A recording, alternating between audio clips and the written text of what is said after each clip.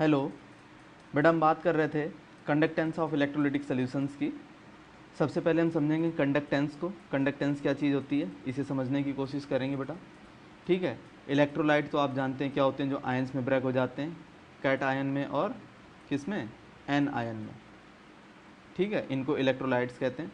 तो जब इनका सोल्यूशन बनाते हैं तो वो मोशन होता है उनके अंदर, कैटायन पर पॉजिटिव चार्ज होता है और एनायन पर निगेटिव चार्ज होता है। तो कंडक्टेंस क्या चीज़ होती है, मैं इसकी बात कर रहा था। जैसे कि ये आपका कोई मेटल है, क्लियर है, मेटल है, और मेटल के आप जानते हैं मेटल के अंदर फ्री इलेक्ट्रॉन्स होते हैं। तो ये जो रेड कलर के हैं ये आप एक तरह से मान के चलो, ये आप इसके फ्री इलेक्ट्रॉन्स हैं जो इसकी सरफेस पर होते हैं, स्किन पर होते हैं इसकी। तो जब भी बाहर से कोई इलेक्ट्रिक फील्ड अप्लाई होती है तो ये क्या करते हैं, उसकी डायरेक्शन में, जैसे इस तरफ आपने इलेक्ट्रिक फील्ड अप्लाई कर दी तो ये फ्री इलेक्ट्रॉन इसके अपोजिट डायरेक्शन में मूव करना शुरू कर देते हैं, इस डायरेक्शन में मूव करना शुरू कर देंगे। ये तो कंडक्टेंस होता है बेटा आपका मेटल्स के अंदर, ग्रेफाइट के अंदर, इन सब चीज़ों के अंदर जो है इस तरह से इलेक्ट्रिसिटी का फ्लो होता है। कंडक्टेंस चार्जेस का इस तरह से होता है। क्लियर होगी बात। तो ये केस है आपका मेटल का, या फिर आप कह सकते हैं ग्रेफाइट का। ये इनके केस हैं। मेरी बात समझ में आई या नहीं आई, ये इनके केस हैं। और इसमें जो इलेक्ट्रिसिटी का फ्लो है that is because of the free electrons, जो या मैंने रेड पॉइंट से दिखाए हैं, छोटे छोटे पॉइंट से, ये आपके फ्री इलेक्ट्रॉन्स हैं, ये फ्री इलेक्ट्रॉन्स हैं। Got the idea. तो इनकी वजह से फ्लो होता है। ठीक है। लेकिन जो इलेक्ट्रोलिटिक सोल्यूशंस होते हैं, जैसे ये आपका कोई सोल्यूशन है, ठीक है, ये इलेक्ट्रोलिटिक सोल्यूशन है। इसका मतलब है इस सोल्यूशन के अंदर कुछ इलेक्ट्रोलाइट्स हैं। इलेक्ट्रोलाइट्स क्या होते हैं, जैसा कि मैंने बताया, आयंस में ब्रेक हो जाते हैं, कुछ पॉजिटिव में और कुछ निगेटिव में।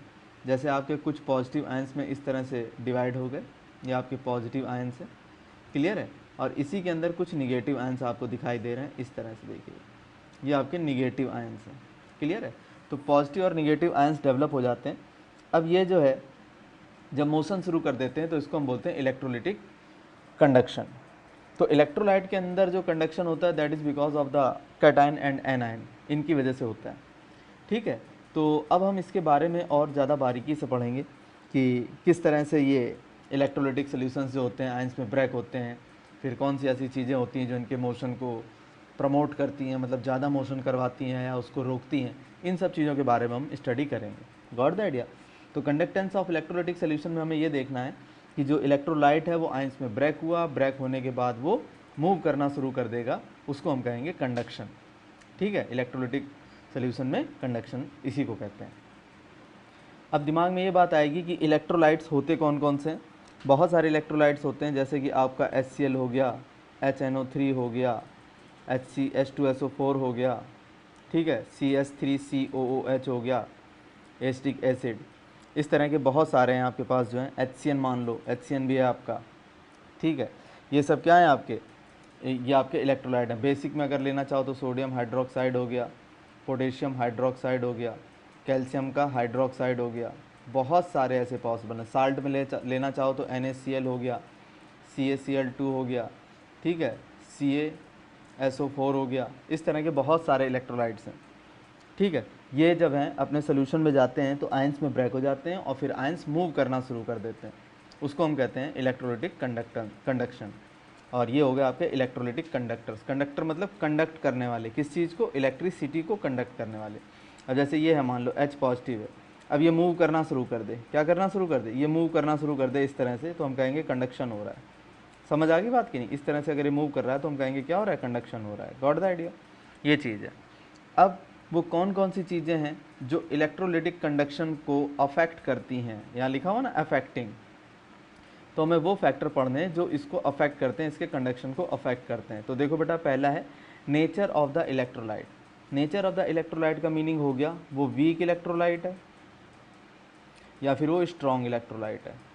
अगर वो वीक इलेक्ट्रोलाइट है तो नंबर ऑफ आयंस उसके कम बनेंगे, तो इसमें क्या आएगा आपका, लेस नंबर ऑफ आयंस मिलेंगे। क्या होगा इसमें, लेस नंबर ऑफ आयंस आपको इसमें देखने को मिलेंगे। और अगर वो स्ट्रॉन्ग इलेक्ट्रोलाइट है तो उसमें मोर नंबर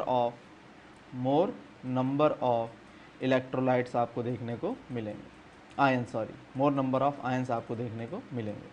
तो जितने ज़्यादा आयंस होंगे उतना ज़्यादा जो है उनके मोशन की पॉसिबिलिटी बढ़ेगी, मतलब उतना चार्ज जो है एक एंड से दूसरे एंड पर मूव कर सकता है। तो जो स्ट्रॉन्ग इलेक्ट्रोलाइट होते हैं तो हम वहाँ उम्मीद करते हैं कि ज़्यादा आयंस वो देगा तो ज़्यादा आपको कंडक्शन देखने को मिलेगा। क्लियर होगी बात। सेकंड पॉइंट इसका क्या है बेटा, size of the ions produced and their solvation. Very very important point, इसको प्रॉपर डिस्कस करते हैं। देखो बेटा, साइज ऑफ द आयंस का मतलब क्या हुआ वो मैं बताता हूँ। जैसे कि आपका ये आयन है, इसके ऊपर पॉजिटिव चार्ज है, और एक ये आयन है, इसके ऊपर पॉजिटिव चार्ज है, ठीक है। अब जिसका साइज बड़ा है तो ज़रा दिमाग लगाओ, वो अपने नज़दीक ज़्यादा से ज़्यादा इलेक्ट्रोनिगेटिव जो चीज़ें हैं, जो निगेटिव इन नेचर हैं, वो इससे ज़्यादा जुड़ जाएंगे, ठीक है, वो इससे ज़्यादा जुड़ जाएंगे इस तरह से। तो ज़्यादा जुड़ जाएंगे तो कैसा हो जाएगा, ये हो जाएगा आपका हैवी। और आपको पता है हैवी चीज़ों का मोशन कैसा होता है, स्लो होता है। तो हैवी हो जाने की वजह से ये स्लो मूव करेगा। कैसे मूव करेगा, स्लो मोशन होगा इनका, मतलब इसका कंडक्शन डिक्रीज़ कर जाएगा। क्लियर होगी बात। लेकिन अगर आयन छोटा है तो उतने ज़्यादा इससे अपोजिट आयन स्टिक नहीं करेंगे या इसको घेरेंगे नहीं, तो ये रिलेटिवली इससे बेटर होगा। तो ये आपका लाइटर है, अगर ये लाइटर है तो क्या होगा, इसका मोशन ज़्यादा होगा, तो ये फास्ट मूव करेगा। कैसे मूव करेगा, फास्ट मोशन इसके अंदर होगा। बोलो बेटा समझ आया कि नहीं आया। इसके अंदर फास्ट मोशन होगा, इसके अंदर स्लो मोशन होगा, ठीक है। सॉल्वेशन का मीनिंग क्या होता है ये बता देता हूँ। सॉल्वेशन क्या होता है कि जो आपका सॉल्वेंट है, क्या चीज़ है, सॉल्वेंट। तो सॉल्वेंट क्या करेगा, सॉल्वेंट के जो पार्टिकल्स होंगे वो जा करके आयन से स्टिक कर जाएंगे, ठीक है। मान लो सॉल्वेंट का जो आयन बना वो निगेटिव इन नेचर था, वो जा करके इस पॉजिटिव के साथ कनेक्ट होना शुरू हो जाएंगे और इसको हैवी कर देंगे, तो फिर इनके मोशन को स्लो कर देंगे। अगर कोई चीज़ हैवी हो जाती है तो उसका मोशन स्लो हो जाता है। ये बिल्कुल कॉमन फिनोमिना है, इसमें चाहे आप फिजिक्स में देख लो चाहे केमिस्ट्री में देख लो, ये एक नेचुरल फिनोमिना है, ठीक है। तो अगर आयन का साइज लार्ज हुआ तो उसका मोशन स्लो हो जाएगा, मतलब उसका कंडक्शन आपको कम देखने को मिलेगा। क्लियर हो गया इसका इफेक्ट। नेक्स्ट है बेटा nature of the solvent and it's viscosity. अब आपका सॉल्वेंट कैसा है, जैसे कि मान लो आपने इलेक्ट्रोलाइट लिया, इलेक्ट्रोलाइट कोई ले लिया, ठीक है। अब इलेक्ट्रोलाइट जो लिया आपको पता है ये आयंस में ब्रेक हो जाएगा, ये क्या बनाएगा, ये पॉजिटिव और निगेटिव आयंस बनाएगा। लेकिन ये पॉजिटिव निगेटिव आयन तब ज़्यादा बनाएंगे जब इसके चारों तरफ जो सॉल्वेंट है जिसके अंदर आपने इस इलेक्ट्रोलाइट को डाला है, ये जो सॉल्वेंट है इसके अंदर, अगर इसकी जो है इनको पोल में कन्वर्ट करने की, आयन में ब्रेक करने की ताकत ज़्यादा है। ये जो आपका सॉल्वेंट है इसके अंदर ऐसी प्रॉपर्टी है कि ये आयंस में इनको ज़्यादा ब्रेक करता है, तो फिर उससे होगा क्या, ये ज़्यादा आयंस में ब्रेक हो जाएंगे। और अगर मान लो ये नॉन पोलर इन नेचर हुआ तो इतना ज़्यादा है आयंस में इनको कन्वर्ट करेगा नहीं। नहीं आ रही मेरी बात समझ में, इतना ज़्यादा ये इनको आयंस में ब्रेक करेगा नहीं, तो फिर इनका मोशन भी, कंडक्शन भी आपको कम देखने को मिलेगा। मेरी बात समझ में आई। तो नेचर ऑफ द सॉल्वेंट का मतलब है कि जो आपका सॉल्वेंट है वो पोलर है या नॉन पोलर इन नेचर है। अगर वो पोलर इन नेचर है, जैसे मैं एग्जांपल ले लेता हूँ वाटर का, तो आप सब जानते हैं कि वाटर जो है बहुत अच्छा पोलराइजेशन करवाता है ये, ठीक है। तो ये क्या करेगा, आने वाले किसी भी इलेक्ट्रोलाइट को ज़्यादा पोलराइज कर पाएगा, उसको ज़्यादा आयंस में ब्रेक कर पाएगा।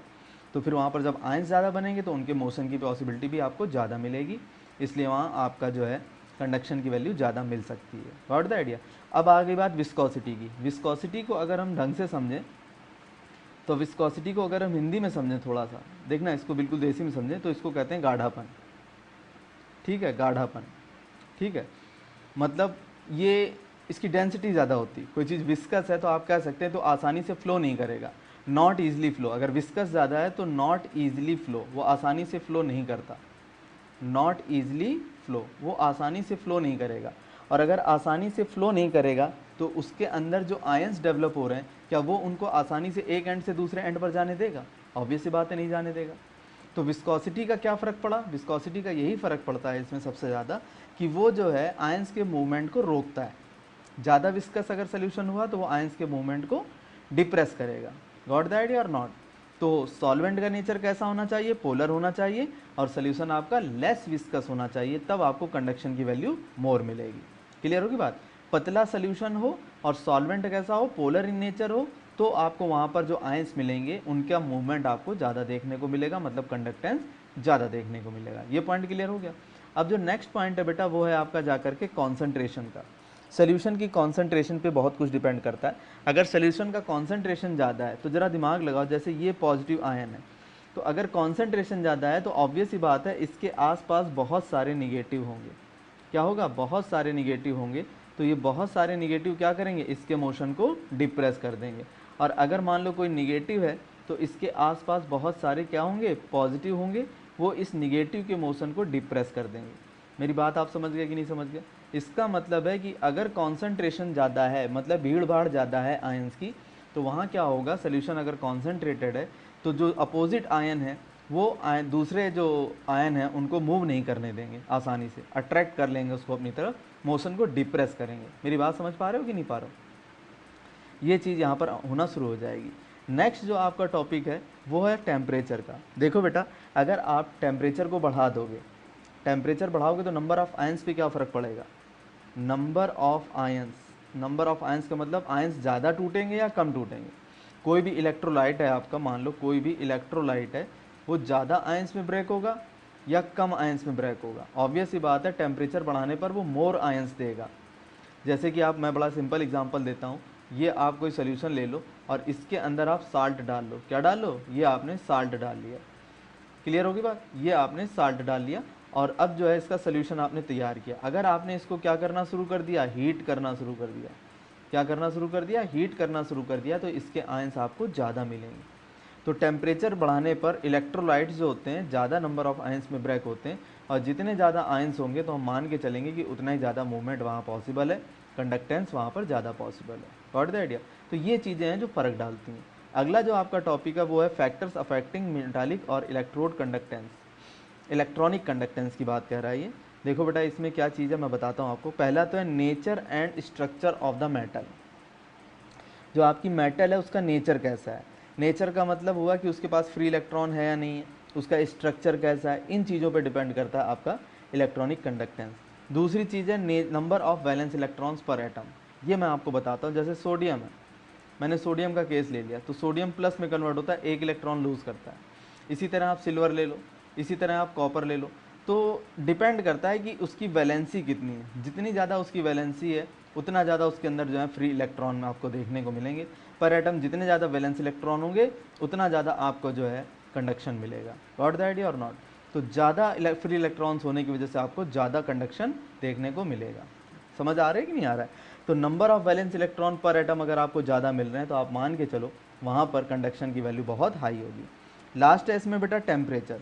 आप ध्यान रखना, कभी भी अगर आपने टेम्परेचर की वैल्यू को बढ़ा दिया, क्या कर दिया, टेम्परेचर की वैल्यू को बढ़ा दिया, तो उससे होता क्या वो मैं आपको बताता हूँ। टेम्परेचर की वैल्यू बढ़ाने से क्या फ़र्क पड़ता है। जैसे ये आपका कोई मेटल पीस है, ठीक है, इसमें बहुत सारे जो हैं आपको इस तरह से निगेटिव आयंस मिलेंगे या फ्री इलेक्ट्रॉन मैं कह देता हूँ इनको, ये फ्री इलेक्ट्रॉन्स हैं आपके, ठीक है। और इनके बीच बीच में क्या होता है, इनके बीच बीच में आपके कैटायन होते हैं। कैटायन मत कहो इसको, इसको कर्नल बोल दो। जिस सीट से इलेक्ट्रॉन निकल जाता है, जो प्लेस छोड़ करके इलेक्ट्रॉन जाता है, उसको कर्नल बोलते हैं। क्लियर होगी बात? तो अगर मैं इस मेटल पीस का टेम्परेचर किसी भी तरह से बढ़ा दूंगा तो होगा क्या, आपके ये जो आयंस हैं या जो कर्नल हैं इनको भी एनर्जी मिलेगी, तो ये वाइब्रेट करना शुरू हो जाएंगे। ये इस तरह से वाइब्रेट करेंगे। समझ आ रही बात? ये वाइब्रेट करेंगे, और जब ये वाइब्रेट करेंगे, इस तरह से वाइब्रेट करते चले जाएंगे, तो इनके रास्ते में जो फ्री इलेक्ट्रॉन आएंगे ये उसके मोशन को रोकेंगे। नहीं समझ में आ रही बात? जैसे ही मैंने मेटल पीस को हीट किया, टेम्परेचर बढ़ाया, तो ये जो कर्नल्स हैं ये वाइब्रेट करेंगे। वाइब्रेट करने की वजह से रास्ते में इनके कौन आ जाएंगे, फ्री इलेक्ट्रॉन, तो ये उसके मोशन को रोकेंगे। ठीक है, अगर उसके मोशन को रोकेंगे इसका मतलब है कि उसका कंडक्टेंस डिक्रीज़ कर जाएगा। तो आप ध्यान रखना, कभी भी अगर वायर का, मेटालिक वायर का टेम्परेचर बढ़ता है तो उसके अंदर करंट की वैल्यू आपको लो मिलेगी। समझ आया कि नहीं आया? वैसे भी आप घरों में देखते हैं, अगर वायर हीट हो जाता है, वायर किसी भी वजह से हीट हो जाता है, तो वहाँ पर क्या होता है, करंट की वैल्यू लो हो जाती है। क्योंकि ज़्यादा से ज़्यादा करंट किस में वेस्ट हो जाती है, वो वाइब्रेशन में, फ्रिक्शन में जो है वेस्ट हो जाती है। आपकी जो आयंस हैं वो फ्रिक्शन की वजह से अपनी एनर्जी को लूज़ कर जाते हैं। Got the idea not? तो फ्री इलेक्ट्रॉन्स जो है उतना आसानी से मूव नहीं कर पाएंगे, तो करंट की वैल्यू डिक्रीज़ कर जाएगी। तो आपको याद रखना है, मेटल के केस में, ठीक है, और या इलेक्ट्रॉनिक कंडक्टेंस के केस में टेम्परेचर बढ़ाने पर जो है कंडक्टेंस की वैल्यू डिक्रीज़ कर जाती है। Got the idea? नेक्स्ट देखो बेटा, आपके सामने है difference between metallic conductor and electrolytic conductor. क्या दोनों के बीच में डिफरेंस है, हमें इसकी बात करनी है। तो मेटालिक में पहला पॉइंट है, flow of electricity take place without the decomposition of the substance. बिल्कुल ठीक बात है, आपने देखा होगा घरों में जितने भी वायर्स लगे हुए हैं जिनके थ्रू इलेक्ट्रिसिटी का फ्लो होता है, क्या वो उनका मटेरियल डिकम्पोज होता है? ऐसा नहीं होता है, वायर वो हमेशा एक जैसे ही रहते हैं, वहाँ डिकम्पोजिशन नाम की कोई चीज़ देखने को नहीं मिलती है। लेकिन अगर आप इलेक्ट्रोलाइटिक की बात करेंगे तो इलेक्ट्रोलाइटिक में क्या होता है कि जो आपका इलेक्ट्रोलाइट है वो इलेक्ट्रिसिटी के फ्लो के टाइम क्या होता है, डिकम्पोज कर जाता है, डिकम्पोज होना पड़ता है उसको, समझ में आया कि नहीं, वो टूट जाता है, तब जा कर के आयंस बनते हैं और वो चार्ज को मोशन, वो जो है मोशन करते हैं और उसकी वजह से इलेक्ट्रिसिटी का फ्लो होता है। सेकंड इसका पॉइंट है, flow of electricity is due to the flow of electrons only, बिल्कुल ठीक बात है। There is no flow of matter, ऐसा होता है।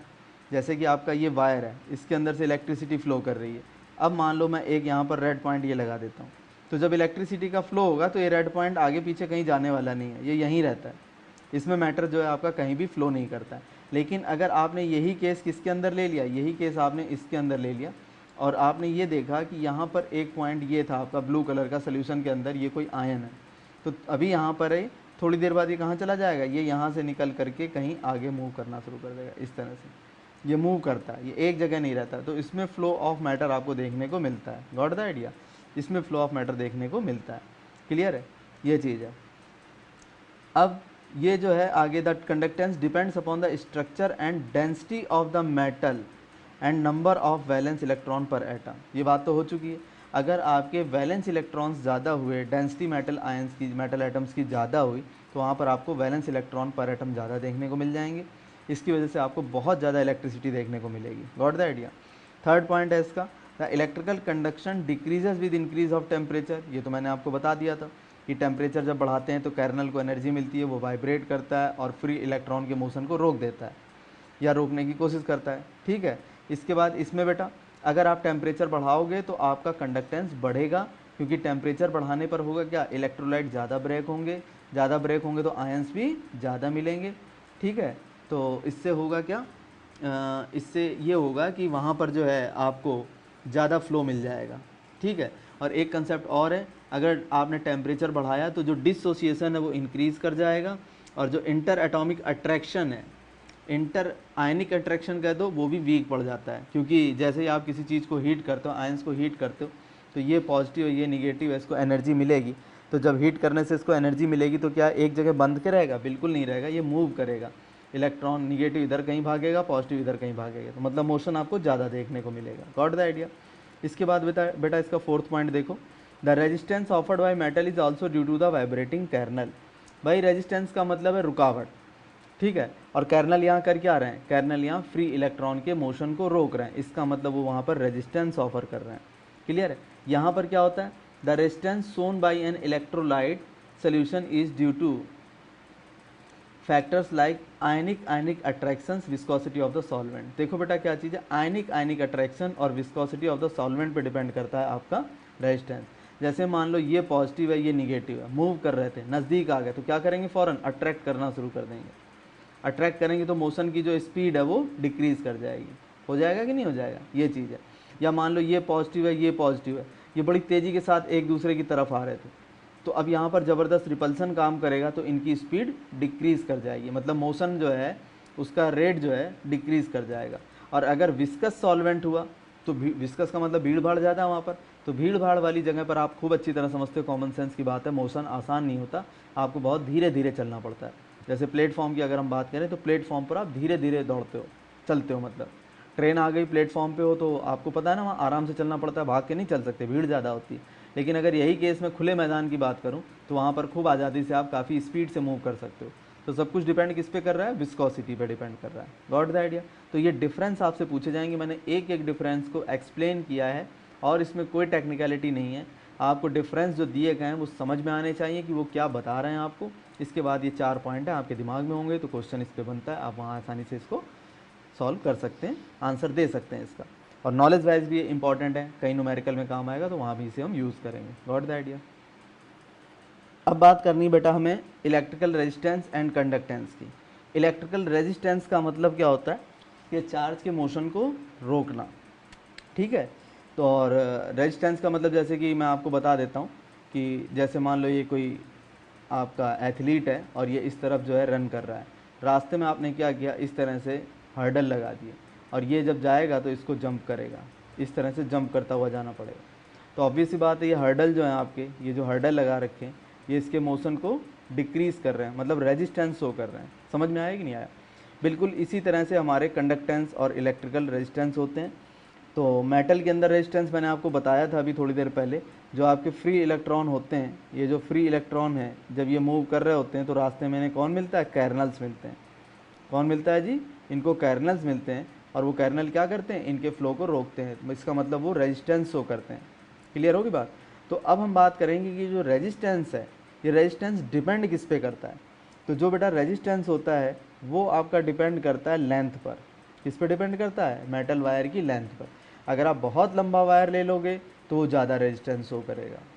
समझ में आई बात? क्योंकि उसको यहाँ से जो है, ये मान लो पूरा वायर है, तो जो भी है आपका ये फ्री इलेक्ट्रॉन है उसको लड़ते भिड़ते बहुत लंबी दूरी तय करनी पड़ेगी, इसलिए इसको ज़्यादा रेजिस्टेंस फेस करना पड़ेगा। मेरी बात समझ में आई कि नहीं? तो लेंथ अगर ज़्यादा होगी वायर की तो रेजिस्टेंस भी उसको ज़्यादा सहन करना पड़ेगा। और R is inversely proportional to क्या होता है? एरिया। मतलब अगर एरिया आप ज़्यादा ले लोगे तो रेजिस्टेंस कम होगा, और एरिया कम ले लोगे तो रेजिस्टेंस ज़्यादा होगा। एग्जांपल देता हूँ बेटा, जैसे ये आपका वायर है, इसका अगर क्रॉस सेक्शन एरिया ज़्यादा है, क्या चीज़ है? इसका क्रॉस सेक्शन एरिया मान लो ज़्यादा, मान लो मैंने ये केस ले लिया एक ये केस ले लिया ए, और एक केस ले लिया बी। आपका ये दो केसेस ले लिए ए और बी। अब आप एक चीज़ बताना, यहाँ पर अंदर इस जगह से इलेक्ट्रॉन जब यहाँ से इस तरफ मूव करेगा तो उसको ज़्यादा टक्कर मिलेंगी, कम मिलेंगी? और यहाँ पर अगर है इस तरफ मूव कर रहा है तब बताओ? दोनों ही केस में बिल्कुल कॉमन सेंस की बात है। ए वाला जो केस है उसमें आपको दिख रहा है एरिया ज़्यादा होने की वजह से उसके पास फ्रीडम ज़्यादा है, वो इतना ज़्यादा भिड़ेगा नहीं दूसरी चीज़ों से। लेकिन अगर सकरी गली है और उसमें भाग के जाना है और भीड़ भाड़ भी है तो आसान नहीं होगा, बहुत ज़्यादा रेजिस्टेंस आपको देखने को मिलेगा। ये आपकी चौड़ी रोड है, एक कॉमन सेंस की बात लगा ना, ये आपकी समझ में आई बेटा? तो अगर रोड चौड़ी है तो आपका मोशन स्मूथ होगा, तो यहाँ पर मोशन कैसा? स्मूथ है। इसका मतलब यहाँ रेजिस्टेंस आपको कम देखने को मिलेगा और यहाँ रेजिस्टेंस आपको ज़्यादा देखने को मिलेगा। यहाँ स्मूथ नहीं होगा, यहाँ प्रॉब्लम ज़्यादा आएगी। बी वाले केस में मोशन मुश्किल है, ए वाले केस में मोशन आसान है। इसका मतलब है कि जो रेजिस्टेंस है वो inversely proportional to cross sectional area है। इसका मतलब मोटे वायर में जो आपका फ्री इलेक्ट्रॉन है वो बड़ी आसानी से मूव करेगा, और जो आपका पतला वायर होगा जिसका क्रॉस सेक्शन कम है उसमें रेजिस्टेंस ज़्यादा देखने को मिलेगा। तो अगर मैं इन दोनों को कंबाइन कर दूं तो R is proportional to L by A आ जाएगा, और R is equal to rho L by A final answer आएगा आपका। R is equal to rho L by A. अब यहाँ पर बात आती है कि ये रो क्या चीज़ है? ये रो क्या चीज़ होती है? इसको बोलते हैं बेटा रेजिस्टिविटी। क्या बोलते हैं इसे? रेजिस्टिविटी बोलते हैं। बताता हूँ क्या चीज़ होती है। रेजिस्टिविटी एक प्रॉपर्टी है। रेजिस्टिविटी क्या चीज़ है? एक प्रॉपर्टी है, मटीरियल की प्रॉपर्टी होती है। जैसे मान लो आपके पास आयरन है, इसकी रेजिस्टिविटी अलग होगी। आपके पास सिल्वर है, इसकी रेजिस्टिविटी अलग होगी। कॉपर है, इसकी रेजिस्टिविटी अलग होगी। अभी बता दूंगा ये रेजिस्टिविटी क्या होती है। अब सबसे पहले आते हैं कि जो आपका रेजिस्टेंस होता है उसकी यूनिट क्या होती है, उसको किस यूनिट में हम मेज़र करते हैं? तो वो मेज़र करते हैं बेटा हम ओम में। किसमें मेज़र करते हैं? ओम, OHM, ओम में मेज़र करते हैं। और सिंबल जैसा आपको दिखाया गया ये इसका सिंबल होता है। क्लियर होगी बात? इसकी SI यूनिट ओम है। Got the idea?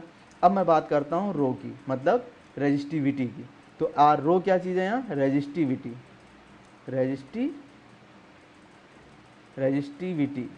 रेजिस्टिविटी रो है ये।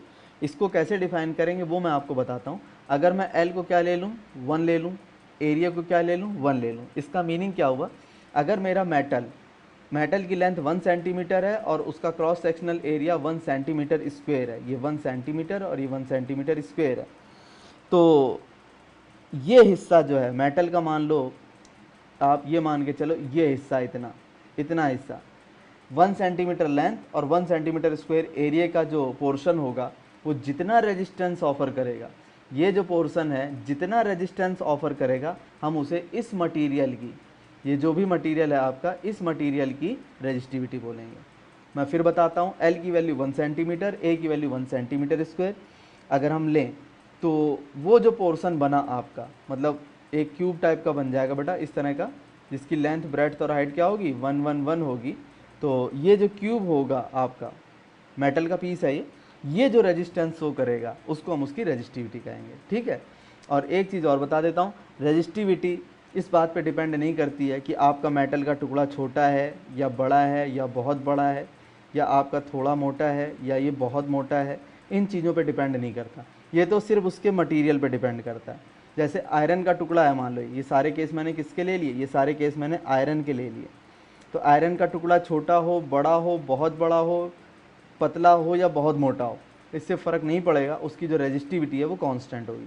हाँ, रेजिस्टेंस ज़रूर बदल जाता है, क्योंकि रेजिस्टेंस डिपेंड किस पे करता है, लेंथ पे डिपेंड करता है, और रेजिस्टेंस किस पे डिपेंड करता है, क्रॉस सेक्शनल एरिया पे डिपेंड करता है। लेकिन रेजिस्टिविटी का इन चीज़ों से कोई लेना देना नहीं, रेजिस्टिविटी फिक्स होती है, ठीक है। वो तो पर यूनिट वॉल्यूम में जो रेजिस्टेंस ऑफर करेगा उसको हम कहते हैं रेजिस्टिविटी। समझ में आया कि नहीं आया? तो रेजिस्टिविटी क्लियर होगी बेटा? तो ये आपका रेजिस्टिविटी का कंसेप्ट है। अब मैं बात करूंगा कंडक्टेंस की। किसकी बात करूंगा? कंडक्टेंस की। देखो बेटा, कंडक्टेंस क्या चीज़ होती है? जो रेजिस्टेंस का रेसिप्रोकल होता है ना, 1/r, रेजिस्टेंस का जो रेसिप्रोकल होता है उसे हम क्या बोलते हैं? कंडक्टेंस बोलते हैं। क्या बोलते हैं? कंडक्टेंस। क्या बोलते हैं बेटा? कंडक्टेंस बोलते हैं। और इसको किससे रिप्रेजेंट करते हैं? कैपिटल जी से रिप्रेजेंट करते हैं, ठीक है। तो इसकी यूनिट क्या हुई? 1/ओम, 1/ओम, या इसको बोल सकते हैं आप ओम की पावर -1, ये बोल सकते हैं। तो कंडक्टेंस की जो यूनिट होती है वो ओम इनवर्स होती है, ठीक है। क्या लिखते हैं इसको? ओम इनवर्स, या इसी को हम कन्वर्ट करके लिख सकते हैं मो, MHO, या इसी को हम लिख सकते हैं बेटा साइमन। क्या लिख सकते हैं? साइमन लिख सकते हैं। तो 2-3 यूनिट इसकी हो गई बेटा, याद रखनी है आपको, या तो साइमन या मो या ओम इनवर्स। किसकी यूनिट है ये आपकी कंडक्टेंस की यूनिट है। Got the idea? तो reciprocal of the resistance is known as conductance. जिसका रेजिस्टेंस ज़्यादा होगा तो उसका कंडक्टेंस कम होगा। ऑब्वियस सी बात है, जो चीज़ रोकी ज़्यादा जाएगी तो वो चलेगी कम, और जो चीज़ रोकी कम जाएगी वो चलेगी ज़्यादा। क्लियर होगी बात? तो रेजिस्टेंस जो ज़्यादा ऑफर शो करेंगे, ज़्यादा ऑफर करेंगे, तो आप मान के चलो उनका कंडक्टेंस लो आएगा, और अगर रेजिस्टेंस कम शो करेंगे तो ज़्यादा मोशन आएगा। अगर आपको रोकेंगे कम तो आप ज़्यादा मूव करोगे, आपको ज़्यादा रोकेंगे तो आप कम मूव करोगे। सिंपल सा कंसेप्ट है। Got the idea? अभी तक बेटा हमने रेजिस्टिविटी के बारे में बात की थी, करी थी ना? रेजिस्टिविटी के बारे में हमने क्या बात करी थी? जैसे ये कोई भी मेटल है, आपका मेटल है, और इसमें आपने क्या किया, ये इस तरह से 1 सेंटीमीटर क्यूब का पोर्शन ले लिया, ये 1 सेंटीमीटर क्यूब का ये पोर्शन ले लिया। तो आपको ये बताना था इसमें 1 सेंटीमीटर क्यूब का जो पोर्शन है, जो रेजिस्टेंस शो करता है, क्या शो करता है? रेजिस्टेंस। ये जो रेजिस्टेंस शो करता है उसे हम उसकी रेजिस्टिविटी कहते हैं, ठीक है। अब हमारे पास जो अगला टर्म है वो है कंडक्टिविटी। कंडक्टिविटी भी कौन सी? Specific conductivity.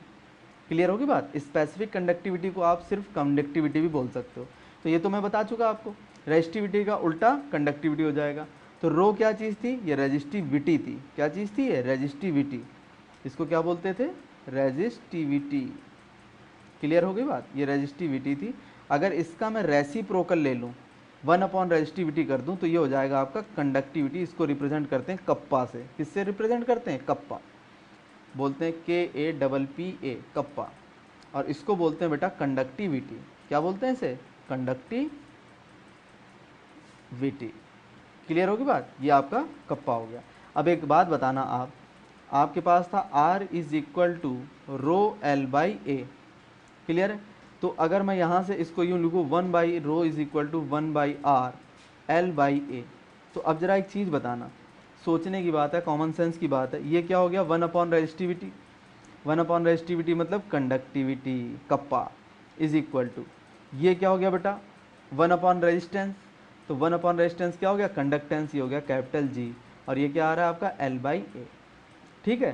तो conductivity is equal to conductance time length upon area, ठीक है। Conductance time length upon area. अब इसकी डेफिनेशन अगर आपसे पूछ लेता है तो बड़ा इजी है ये। अगर लेंथ को मैं ले लूँ 1 सेंटीमीटर और एरिया को ले लूँ आपका 1 सेंटीमीटर स्क्वायर, तो वो जो भी आपका कंडक्टेंस शो करेगा, आपका मटेरियल जो भी कंडक्टेंस शो करेगा, उसे उसकी कंडक्टिविटी बोलेंगे। समझ आया कि नहीं आया? तो कंडक्टिविटी बेसिकली केस हम ज़्यादातर लेते हैं सोल्यूशन के अंदर। किसके अंदर लेते हैं? सोल्यूशन के अंदर लेते हैं। तो जब आप लेंथ को ले रहे हैं 1 सेंटीमीटर और एरिया को ले रहे हैं 1 सेंटीमीटर स्क्वायर, उस केस में जो कंडक्टेंस शो कर रहा है मटेरियल, उसको उसकी कंडक्टिविटी बोलेंगे। Got the idea?